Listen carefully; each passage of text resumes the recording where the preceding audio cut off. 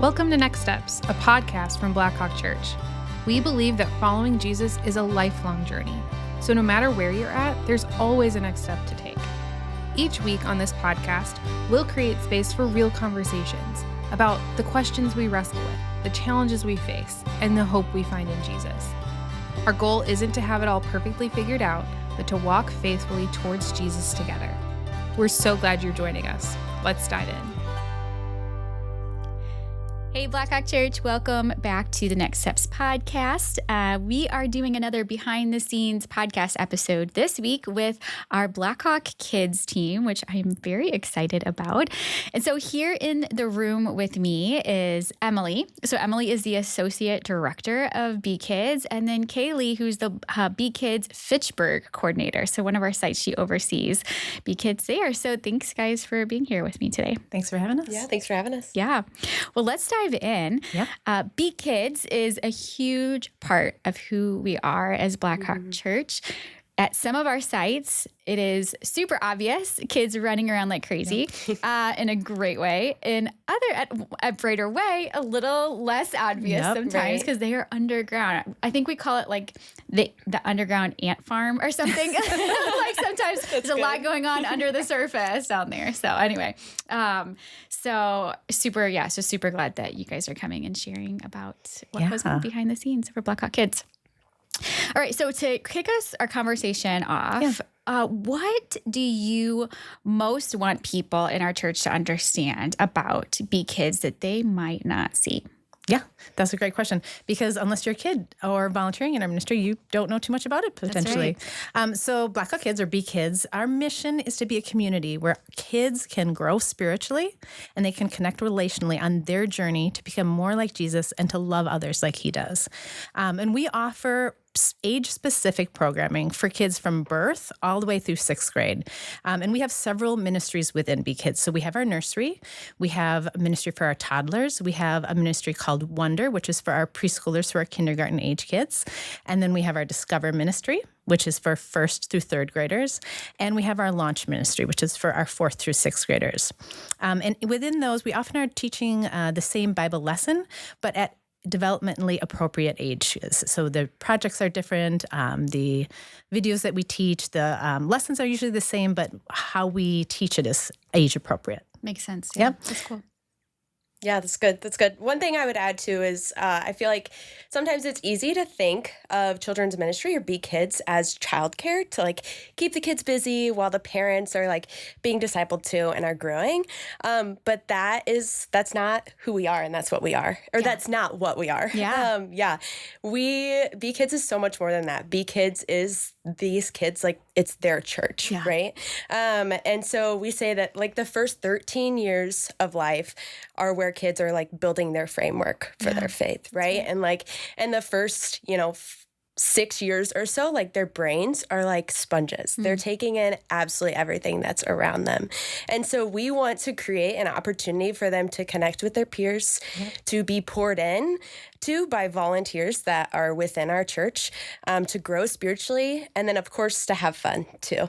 And so kids in our spaces as young as 18 months old are worshiping, they're learning biblical truths, they're having small group discussions, they're memorizing scripture, even at that young of an age. So cool. Yeah, so cool. And so many of them are like walking out of programming, being able to share exactly what they learned within those spaces. So we just really want people to understand like what BKids is. Yes. And like what our heart is behind the ministry too. But, I love that. I feel like you can't emphasize that enough of it's not childcare. Right. You're not just keeping the kids busy. This is really you're discipling. Yeah, it's their church. Our kids in really important ways and partnering with parents, supplementing what parents are doing at home. And so thank you guys for doing that. It takes a lot of work to make this happen on a lot of different kind of levels. And so you guys are busy during the week preparing for all these kids to be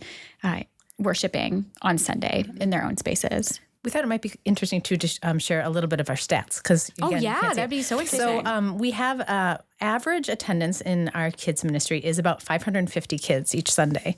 As our max, I think this ministry year has been 670, and that's across our 3 sites.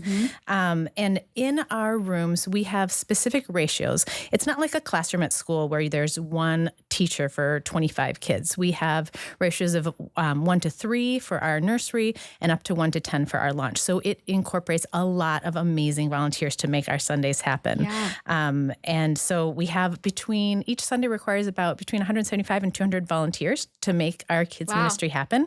And we have about 480 active volunteers in our ministry.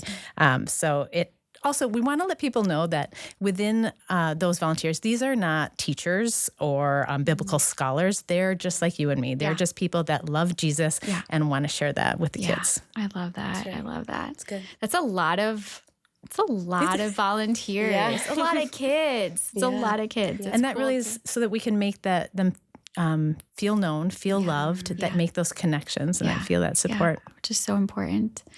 What kinds of stories or moments can you give us? Can you maybe share with us that remind you why this ministry matters? Yeah. That's a good question. I feel like one of my favorite things to watch and observe throughout, I guess, many months within BKids is just like the growth that these kids have from their like very first Sunday of BKids, and then watching them grow even just several months or several years down the road. Some of these kids, I'm thinking specifically like our toddler age, this is their first time without mom and dad and having like that experience. And so a lot of times it starts with some tears, it's hard for them to transition into that.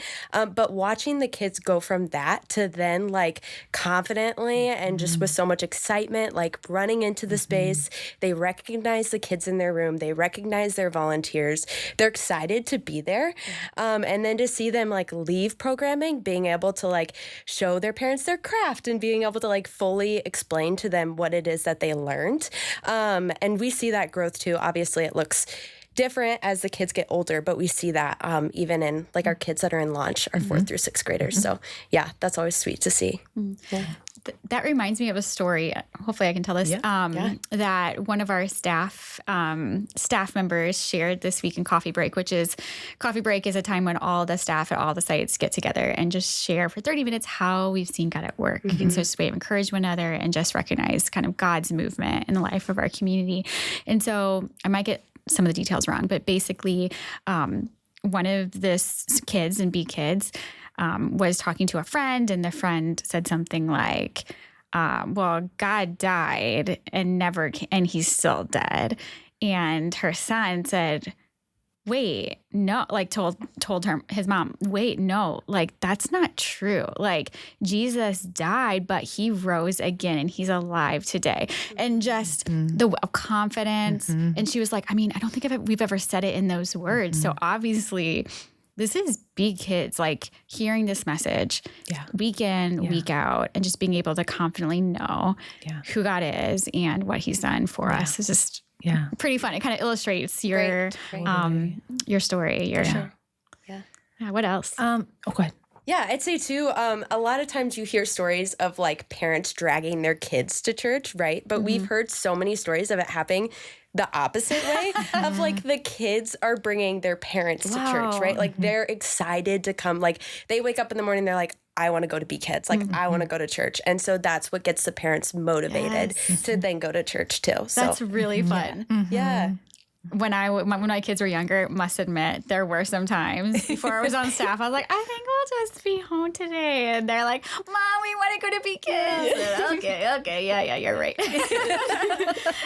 That's great. Yeah, I just love seeing the connections between the kids. Like you're saying, they run in and they see someone they know. They're already building that community. Also, just the connection between the kids and the volunteers. You see it coming both ways. The volunteers are eager to see. I know my daughter's serving right now, and she can't wait to see one particular kid. She loves them all, but she's so excited to see them outside of church as well as inside of church. And then also the connections between the volunteers that are serving together is always so sweet. I have a quote that that one of our volunteers sent us. I just want to read it. She said, watching kids share and show kindness towards each other is such a sweet way to see God's love in action. But an unexpected way I've seen God work through BKids is the bond that has formed between the volunteers in our room. Such a blessing that God brought this group of people together to support and pray for each other, even outside of Sunday mornings. Wow. And I just love that to see, that it's not everyone is involved in a community group, but this is a small group of Christ followers that are loving each other, praying for each other, and just checking in on their lives together week after week. I love that because maybe people wouldn't expect that when they sign up to serve with BKids, knowing that they're not just pouring out, but also that there's opportunities to form that community connection. That's cool. I also hear a lot from volunteers like, I know that lesson. I know that story. But to hear it in such simple words, it just brings it home in a different way. So that's also something that I love with our curriculum. I love that. Yeah. What has been on the flip side? What are things that maybe have been stretching or challenging in BKids lately? Yeah, I want to think specifically with my Fitchburg hat on a little bit. Yeah. I've seen our ministry grow so much. We have new families coming in each and every Sunday, which is so encouraging and so awesome to see. But with that growth, then comes a need for volunteers, right? Yeah. As Emilie was saying, we have ratios in each of our spaces for the safety of the kids, but also so that they can get that in-depth connection with those volunteers and with the other kids that are in their space too. And so, it's truly our heart to have a space for every single child that God brings through our doors. And so I feel like that's been, it's such a good problem to have, right? Yeah. But it is a challenge and it is a stretch. Yeah. That's one way I bet we can pray. For sure. For the Lord to raise up more of us to serve in this ministry. What about you, Emilie? For me, I think, we've got several kids who could use more one-on-one support for some reason, whether they maybe they're disabled or neurodivergent, or maybe they're carrying trauma or anxiety or grief or behavior struggles. Some maybe experience hard things at home that's just difficult to engage in the typical way. And so we are always looking for more individuals that can provide that one-on-one support to these kiddos, just that need a little bit of extra help to engage in our large group settings. And these guys don't need to be, special education professionals. They just need to have a willing heart to learn, to be flexible, and to support these kiddos with compassion. So what does that look like on a Sunday morning? Yeah. It's being paired from the very beginning with a student. Yeah, right now we have it set up where we call that role an includer, and they are assigned one specific student, and they get to come and get to know that kiddo. They get to know that family. They connect together, so they come and serve. All of our volunteers serve every other week, just one service. So it's not, you can still go to attend service, and you still have weeks off.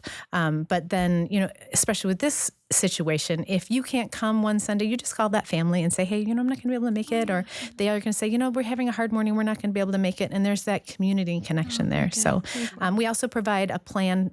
We support the includer in the family. We create a plan to help them, resources that help them feel successful in the classroom. Oh, I love that. Yeah. If someone is hearing these needs, talking about BKids, the joys of it, how you've shared a couple options, but how would you best encourage them to jump in and support what's going on in BKids? Are there several ways that people can do that? Yeah. I would say everyone is invited to join the team on Sunday mornings. We have volunteers of all ages, of all backgrounds. We just had a volunteer recently tell us that they wished the whole church knew how fun and how easy it was to serve. We provide the craft and the curriculum, the supplies, and then we also have an amazing team that supports our volunteers on Sundays and throughout the week. And as I said before, they just serve one service, every other Sunday. And we've got lots of different roles. Kaylee, do you want to talk about that a little bit? Yeah, that's right. So we like to say here in BKids, there's a role for everyone. We truly believe that. So whether it's working one-on-one with a kiddo, as Emilie had mentioned, as an includer, or welcoming families and assisting them with the check-in process, or if it's leading a small group of kids, or even preparing the craft for the week. So all of our craft is prepared by a volunteer team. And so whether it looks in any of those sort of areas, there is a space for everyone in BKids. And we would love to invite anyone and everyone to join our team and join our journey to truly teach these kids the great love that Jesus has for them, and also to display that for them, right? So I love that. Just an anecdotal story. Yeah. Me and my kids used to serve on the craft team. Oh, did you? Which was so fun because it was a fun way to do something together as a family, not on a Sunday.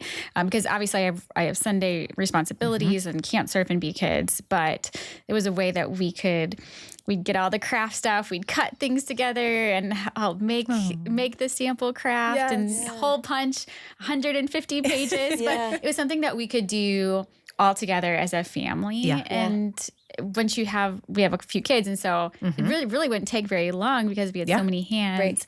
Right. And then the kids were like, "Oh, I did this. Like this was the craft that I did. Like I already knew how to do it." And it was like they kind of felt like they were behind the scenes and really participating in ministry. So if you're listening and you're looking for a way to serve with your kids, this would be a great way to do that at home. That's right. For sure. Join in. For sure. Yeah. We also, we have volunteers from middle schoolers all the way up to people in their 80s. And we also, it's talking about serving together. We also have some situations where couples serve together, or a child and their parents serve together. It is a really sweet opportunity to do that. That's awesome, you guys. That's awesome. That's right.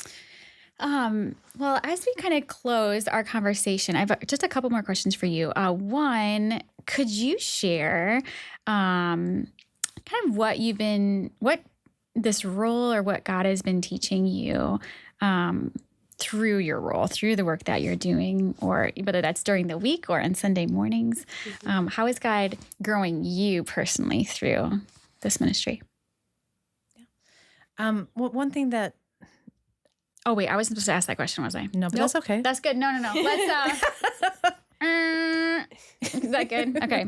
Try again. Okay. All right. As we close, one more question for you all. What is one thing that you're grateful for as you think about BKids? Yeah, I feel like the first thing that comes to mind is truly our volunteers. Yeah. It's, as Emilie mentioned, we have volunteers of all different ages, all different walks of life. We have some that have been serving with us from the very beginning, some who may have only been serving for just one Sunday, right? But we truly could not do this ministry without the volunteers. The volunteers are the ones that are in there pouring into these kiddos. They're the ones who are just teaching them and loving on them. And so, I feel like it's our one desire within BKids for every single one of our volunteers to truly know and to feel just how appreciated they are and how valued they are and how, just meaningful the work that they're doing is. You guys do a great job at that. Can I just say you do a good job of expressing that. We're learning from you. What about you, Emilie? I totally agree. I think that's the bit. Our volunteers are amazing. We have a great team. Yeah. And I think I'm just reminded that this is God's work and that we get to be a part of it. Right. This is it. These are His kids, and we just get to love on them and share His love with them. Yeah. I love that. Okay, so as we wrap up, ways we can pray for you all, for BKids, so we can pray that God would continue to raise up volunteers. That's right. I wouldn't pray for the staff team, which you guys would never say that, but pray for the staff team as you guys work so hard. I wish people could see just a little snapshot into like your area of our offices that is humming. It is buzzing all the time, just collaborating and figuring out the variety of things that you have to for it to make Sundays happen. In addition to all the stuff that you do during the week. And so thank you for that. And I'm grateful for you. I want to pray for you guys for energy, for creativity, and for stamina as you do this ministry. But is there anything else besides that you'd like people to pray for? I would love prayer for our parents, specifically parents today more and more are having to decide whether they take their kids to church on Sundays or to sports. There's so many things that are taking over Sundays right now. And so we just want to have some support in praying for those families and those parents. Yeah. And there's other things, big things that parents are struggling with right now with our, I'm thinking of social media, things like that. So just pray for our parents. They've got a lot on their plates. That's good. Yeah. And one of the things I know that you guys care a lot about is like partnering with parents that what do you guys sometimes say is like we get 1 hour or an hour and a half with kids on during a week, but parents get the opportunity to disciple and pour into their kids around faith all week long. Yeah. And you do a good job of equipping parents with questions and different things that they can ask at home, resources, different things like that. So thanks for putting that together. Good. Anything else before we wrap up? Any last words? I would say too, just like a simple way too, as you're on your way to church on a Sunday morning, or if you're logging in online or whatever, just pray for Sunday and BKids. Yeah. Pray for that service. Pray for those volunteers. Pray for those new families who are walking in for the very first time, not really knowing what to expect. Yeah. But on your drive to church on Sunday mornings, just if you could just join us and all of our volunteers in praying for that morning in BKids, that'd be great. Yeah. I love that. Can I add one more? Absolutely. Just prayers for the kids, that they feel known, that they feel loved, that they realize that Jesus loves them, wants to have a relationship with them. We say to them, we teach them that Jesus wants to be their friend forever, and that they know that down deep in their heart, and that they can share that love with others. And then, one thing we didn't mention of, we always are welcoming new volunteers. Sometimes we have Sundays where we have to turn kids away from programming because we want to keep the ratio, we want to keep the room safe and feel connected. So just prayers that doesn't have to happen, that we don't have to ever turn a kid away. Yeah, I love that. Well, y'all, thanks again for joining us. And thanks to you guys for listening and for the way that many of you do serve in BKids, or you have kids in BKids, or you're praying. And so thank you for being a part of this ministry, for all of you guys listening. So, as we close, just wanted to let you know what we'll be doing next week. So next week's episode is going to be our last Q&R with Pastor Charles Yu around the series of Exodus. So we are almost done with our series, and we just have, I'm not sure how many more weeks we'll have when this is released, but we're going to be answering your questions. And so any questions that you have from the very beginning of Exodus through where we are right now, feel free to reach out and let us know, podcast@blackhawkchurch.org, and we will get those answered. All right, we'll see you next week. Thanks for joining us for this episode of Next Steps. Don't forget to check out the show notes for a list of resources if you'd like to keep the conversation going. If you want to learn more about how to get connected at Blackhawk, or simply find tools to help you grow, check out blackhawk.church/hub. If you enjoyed this episode, share it with a friend and subscribe so you won't miss future episodes. Until next time, let's keep following Jesus together.